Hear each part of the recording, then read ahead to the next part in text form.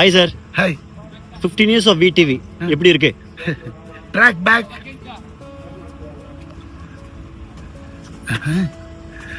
Actually it's iconic ஃபிலிம்னுவாங்க.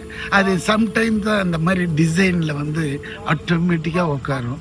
அன்னைக்கே அது பண்ணினது இந்த 15 வருஷம் ட்ராவல் பண்ணது. நாங்கள் விட்டா பேசிக்கிட்டே இருப்பாரு. பேசிக்கா என்னன்னா 15 years ஆஃப் வினை தாண்டி வருவாயா. ஸோ ரொம்ப சந்தோஷமா இருக்கு. ஃபர்ஸ்ட் ரிலீஸ் ஆனப்பவும் சூப்பர் ஹிட் பண்ணீங்க.